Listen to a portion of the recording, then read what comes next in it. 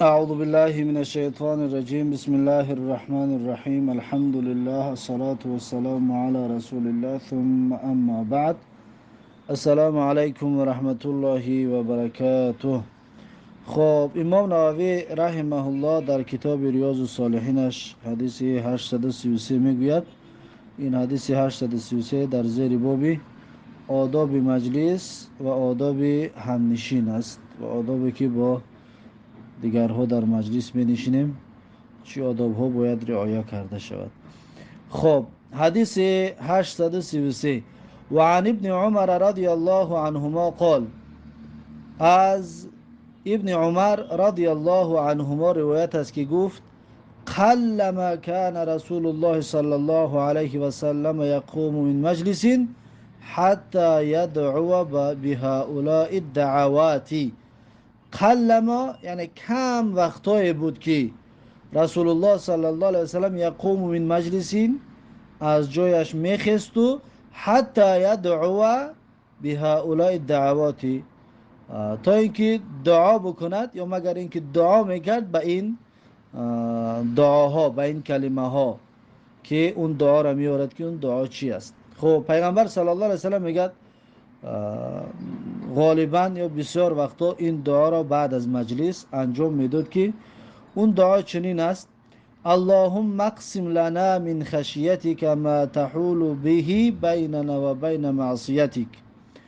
اللهم ای بار الها اقسم، اللهم اقسم لنا یعنی که اقسم لنا نصیب ما بگردان، من خشیتک یعنی که از ترس و از تقوا و از خشیتت، ما تحول به بیننا و بین معصیتک، ما یعنی آنچنان خشیت و تقوایی که تحول به یعنی پرده شود همون خشیت در بین ما و در بین معصیتت، یعنی چنان تقوامون بده که اون تقوا پرده شود بین ما و بین معصیتت تا اینکه ما به معصیتت نزدیک نشویم.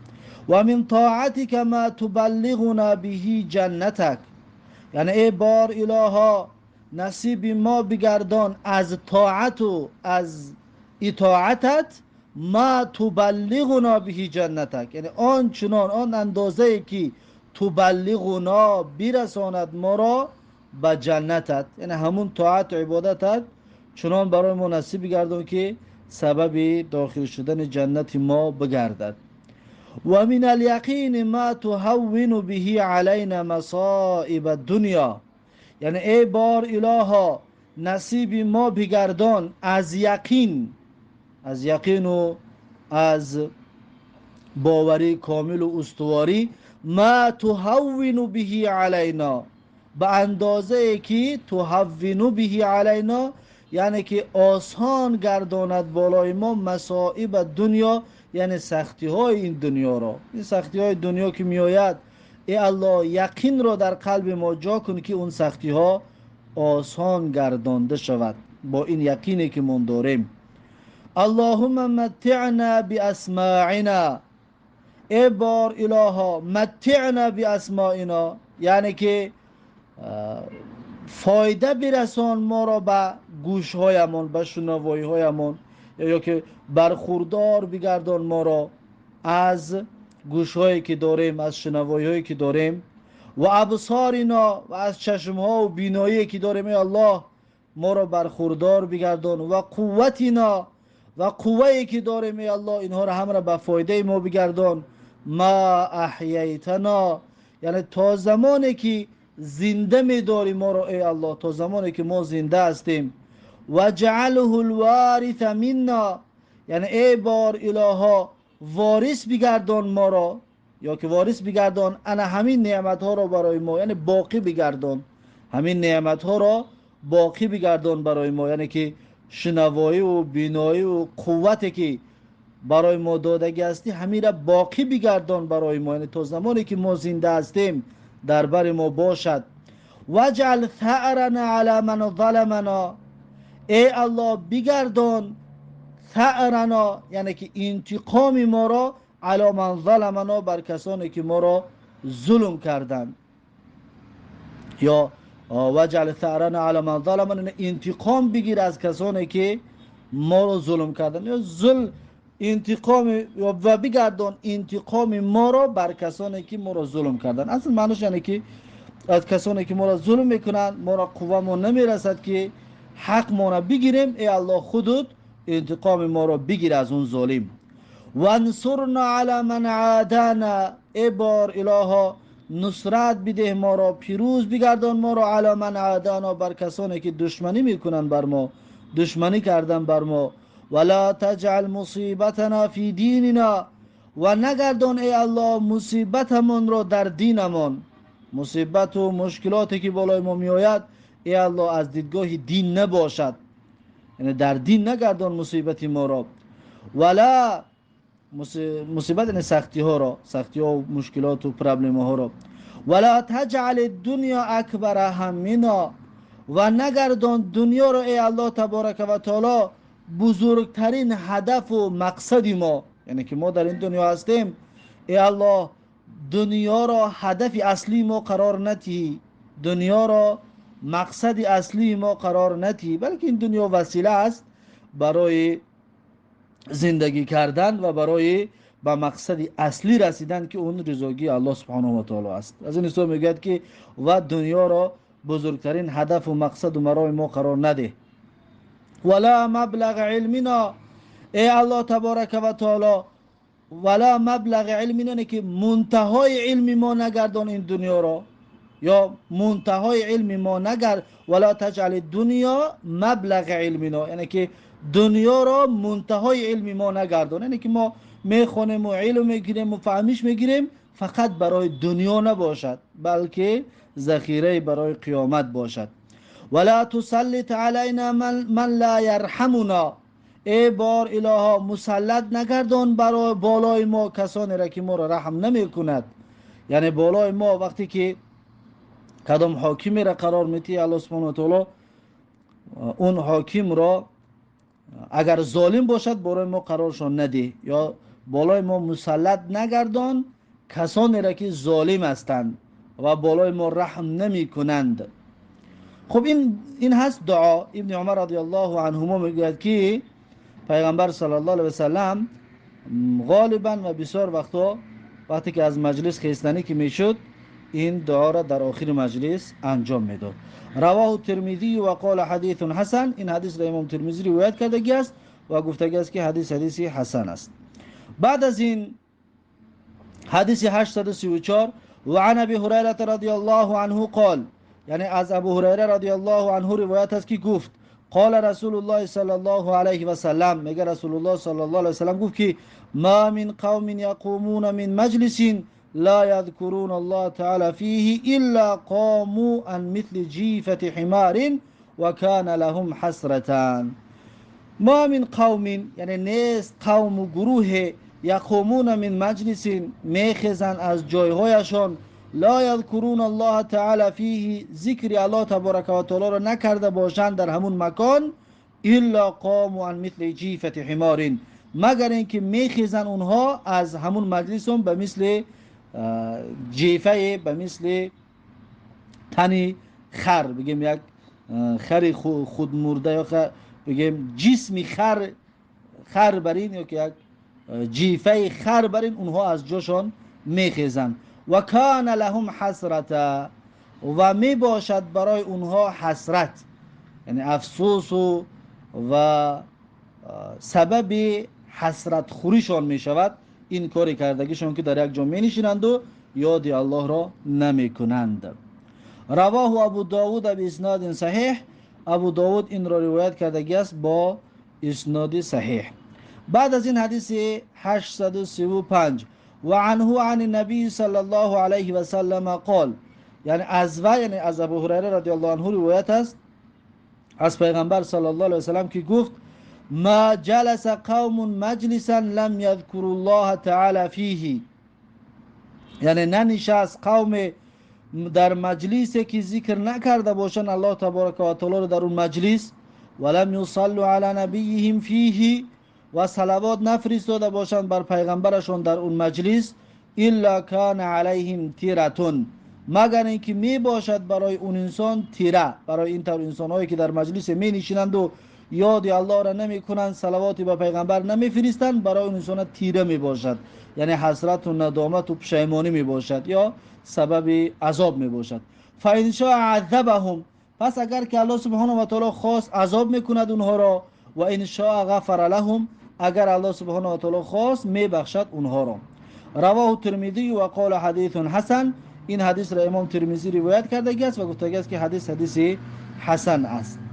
بعد از این حدیث 836 و عنه، یعنی از ابو هریره رضی الله عنه روایت است، عن رسول الله صلی الله علیه و سلم قال، یعنی از رسول الله صلی الله علیه و سلم روایت کرده میگوید که من قعد مقعدا لم یذکر الله تعالی فیه، یعنی هر کسی که بنشیند در یک جای نشسته، لم یذکر الله تعالی فیه، بیاد نآورد ذکر الله سبحانه و تعالی در همون مکان، کانت علیه من الله تیرتون، می باشد برای اون انسان از جانب الله تبارک و تعالی حسرت و ندامت یا عذاب. و من اضطجع مضجعا، و هر کسی که دراز بکشد در مضجع، در رخت خواب، در جوگه، در جای خواب، لا یذکر الله تعالی فیه، بیاد نآورد ذکر الله سبحانه و تعالی در همون جای خوابش، کانت علیه من الله تیرتون، می باشد برای اون انسان از جانب الله سبحانه و تعالی حسرت و ندامت برای این انسانی که در جای نشست و ذکر الله نکرد یا در جای خواب کرد و الله تبارک و تعالی را بیاد، ذکر الله را بیاد نآورد. خب این هست باب آداب مجلس و همنشینی، آداب با همنشین در مجلس چطور آداب باید داشته باشیم. با همین این باب به آخر رسید. بعد از این باب نو، باب الرؤیا و ما یتعلق بها، یعنی باب در مسئله خواب است. انسان اگر خواب ببیند و ما یتعلق بها، یعنی هر آنچه که مربوط به خواب است و هر چیزی که تعلق به خواب دارد، پس این باب در این مسئله صحبت میکند.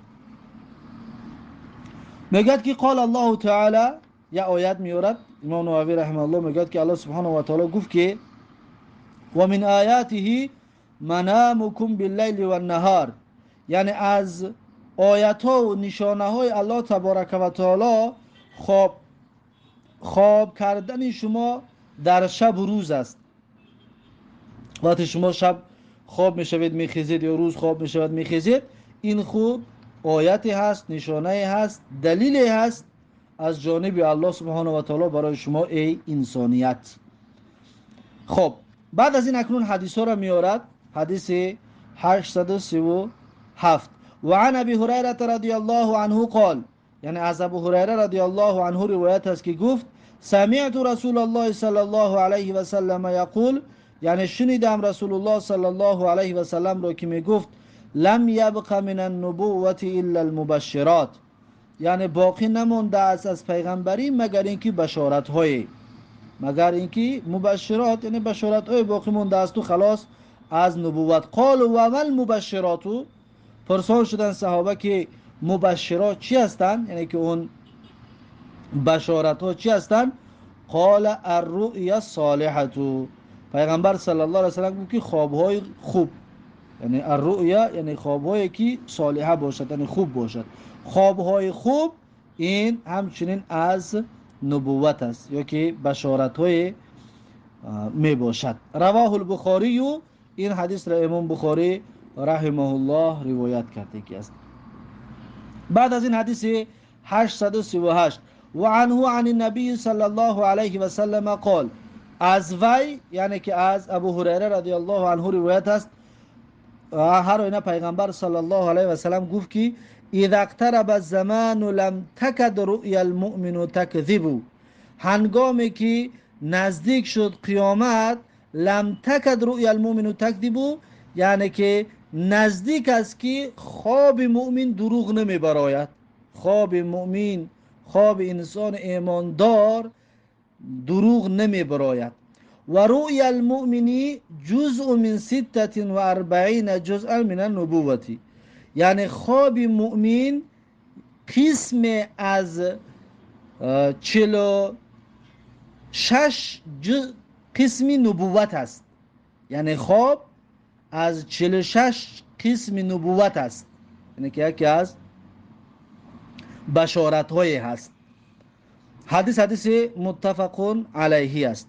و فی روایتی و در یک روایت دیگر آمده که است که اصدقکم رؤیا اصدقکم حدیثا، یعنی که صادق ترین خواب ها صادق ترین شما از روی سخن است. یعنی که هر کسی که راستگوتر باشد خوابش همون قدر به حقیقت و به راستی نزدیک است. انسان چقدر راستگو باشد خوابش همون قدر به حقیقت نزدیک می باشد. بعد از این حدیث 839 و عنه قال، یعنی از ابو هریره رضی الله عنه روایت است که گفت قال رسول الله صلی الله علیه و سلم، میگه پیغمبر صلی الله علیه و سلم گفت که من رآنی فی المنام فسیرانی فی الیقظه، یعنی هر کسی که ببیند من را در خواب پس به زودی خواهد مرا دید در بیداریش. کسی که پیغمبر را در خواب دید به زودی میگه مرا در بیداریش میبیند. او کانما رآنی فی الیقظه، یا میگه پیغمبر گفت که هر کسی که مرا در خواب دید گویا این که مرا دیده است در بیداریش، گویا که پیغمبر در بیداریش دیده کی است.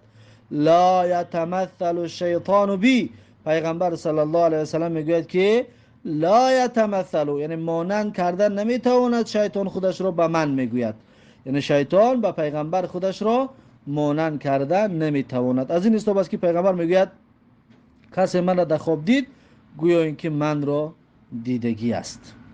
حدیث متفق علیه است. بعد از این حدیث 840 وعن ابي سعيد الخدري رضي الله عنه انه سمع النبي صلى الله عليه وسلم يقول، یعنی از ابو سعید خدری رضی الله عنه روایت است هر نوی شنید پیغمبر صلی الله علیه وسلم رو که پیغمبر میگوید که اذا را احدكم رؤيا يحبها، یعنی هنگام دید کسی از شما خوابی را که خوشش آمد، یحبها یعنی دوست می‌داشت اون خواب رو، یعنی خوابی خوب و خوابی خوش دید، فانما هی من الله تعالی، پیغمبر صلی الله علیه و سلم میگه که پس هر آینه همون خوابی دوست داشته اش که هر چیزی که در خوابش دیده است و دوستش می‌دارد و خوشش میآید من الله تعالی، یعنی اون از جانب الله تبارک و تعالی هست. فلیحمد الله علیه، پس حمد بگوید، ستایش بگوید الله سبحانه و تعالی رو برای اون خواب دیدهش، زیرا که این خواب از جانب الله بود. ولیحدث بها، و بگوید بازگو کند این خوابی دیدهش رو، این خوابش رو برای دیگران بگوید و خودم خوشحالی بکند و برای دیگران بگوید خوشحالی بکند.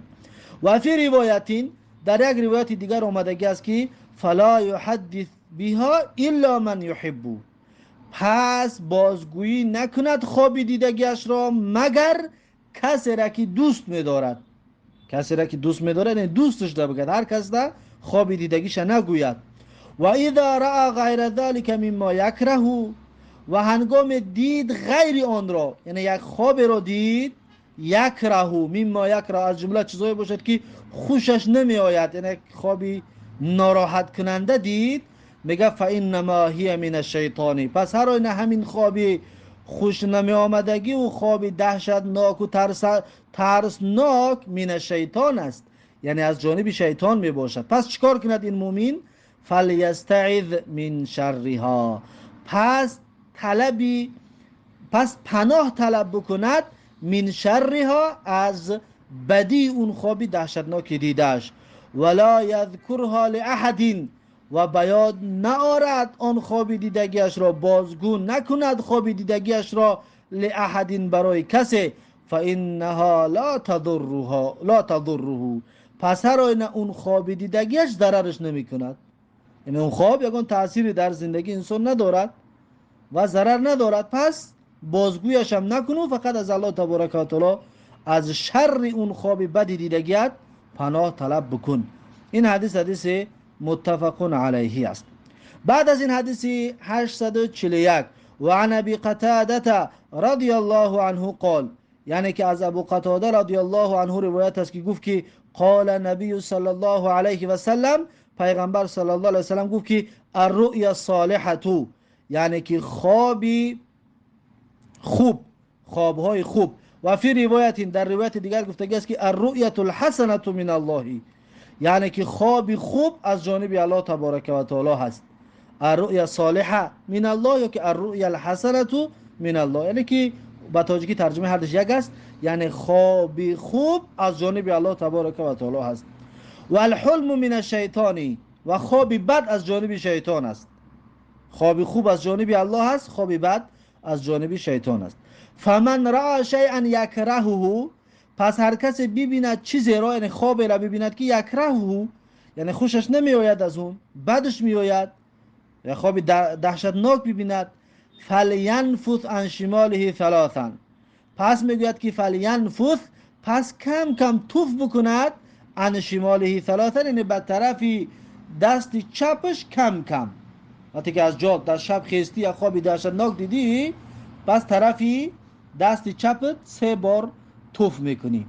ولیتعوذ من الشیطانی، و باید پناه ببرد به الله تبارک و تعالی از شیطانی ملعون. یعنی اعوذ بالله میگوی توف میگوی، اعوذ بالله میگوی توف میگوی 3 بار. کم کم آب بگیم، توفی بسیار نکمه را بگیم ترک کنیم و بعض و بعد. فانها لا تضره، پس هر آینه همین خوابی بدی دیگیش میگه ضررش نمیرسونه. حدیث متفق علیه است. النفث میگه فلینفث، توف کند، میگه نفخ لطیف لا ریق معه، یعنی پوف کردنی آزاده که همراهش آبی دهن نباشد، یعنی توف کردنی به عذابک آبی دهن نباشد که ترک کند، امیره نفث میگن. خب این بود حدیث 841. بعد از این حدیث 842، و عن جابر رضی الله عنه عن رسول الله صلی الله علیه و سلم قال، یعنی از جابر رضی الله عنه روایت است از رسول الله صلی الله علیه و سلم که گفت اذا رأى احدكم رؤيا، اذا رأى احدكم الرؤيا یکرهها، یعنی هنگامی که دید کسی از شما خواب را که خوشش نمی آید از اون خواب دیدگیش، خواب دهشتناک دید، فلیبصق عن یساره ثلاثا، پس توف بکند به طرف چپش کم 3 بار، پس توف بکند به طرف چپش 3 بار. ولیستعیذ بالله من الشیطان ثلاثا، پس پناه طلب بکند به الله تبارک و تعالی از شیطان رجیم ثلاثا 3 بار. یعنی اعوذ بالله میگی توف میکنی کم ترک، اعوذ بالله میگی طرف چپ توف میکنی. ولیتحول عن جنبی الذی کان علیه، و تغییر بدهد همون پهلوی ده که بود. مثلا خواب بود به طرف چپ، وقتی که خواب دهشتناک دید و خیست از جایش، پس این کار بکند، طرف دست چپش 3 بار توف کرده اعوذ بالله بگوید، بعد از این به طرف راستش خواب شود، یعنی پهلوش تغییر بتید، اون پهلوی ده که خواب بود اون پهلو را تغییر بتید. رواه مسلمون، این حدیث را امام مسلم روایت کرده است.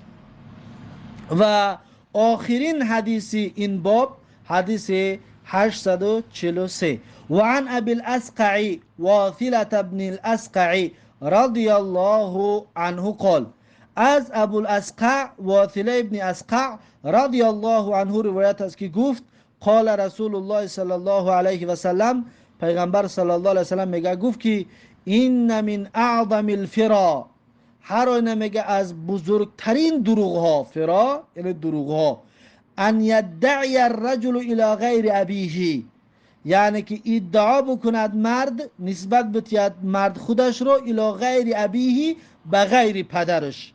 مثلا پدرش محمد نام دارد، خوشه به غیر پدرش نسبت میتید به یک کسی دیگر، به یک پیاندرش یا به یک کسی دیگر، به عمکش، به بگیم یکم کسی دیگر، به دیگر غیر پدرش ده خوشه نسبت میتید. پس این میگه بزرگترین دروغ هست. او یوری عینه ما لم ترا، یا یوری عینه یعنی ادعا کند اون انسان ما لم ترا، چیزی را که ندیده است، یعنی خواب ندیده است و بگوید که من فلان فلان خواب را دیدم، ادعای بر دروغ بکند و ادعای بر دروغ بکند، پس این میگه از بزرگترین دروغ ها است. او یقول علی الله، یا بگوید او یقول علی رسول الله صلی الله علیه و سلم ما لم یقول، یا اینکه بگوید بر رسول الله صلی الله علیه و سلم سخن را که لم یقل پیغمبر گفتگی نیست. یعنی از سخن را نسبت به پیغمبر بتید که پیغمبر گفتگی نیست. پس اینم از بزرگترین دروغ است. پس بزرگترین دروغ در این حدیث میگه سه چیز است. یکم انسان نسبت بتید خودش رو به غیر پدرش. دوم خواب رو ندیده بگوید من فلان خواب رو دیدم. و سوم سخن را در حق پیغمبر صلی الله علیه و سلم بر دروغ ببندد. پس اینها از بزرگترین دروغ ها می باشد. و رواه البخاری، و این حدیث را امام بخاری رحمه الله روایت کرده است. خب با همین این باب رؤیا هم با آخر رسید و همچنین کتاب آداب خواب کردن و به پهلو زدن هم با همین به آخر رسید. کتاب آینده، درس آینده انشاءالله از کتاب ریاض الصالحین، کتاب السلامی، کتاب در مسئله سلام دادن، انشاءالله در این باب صحبت می رود. درس آینده انشاءالله این کتاب را شروع خواهیم کرد. پس این از درس امروزمون. با همین درس امروزه با آخر رو تا درس آینده الله حافظ و مددگار. بارک الله فیکم و جزاکم الله خیرا و السلام علیکم و رحمت الله و برکاته.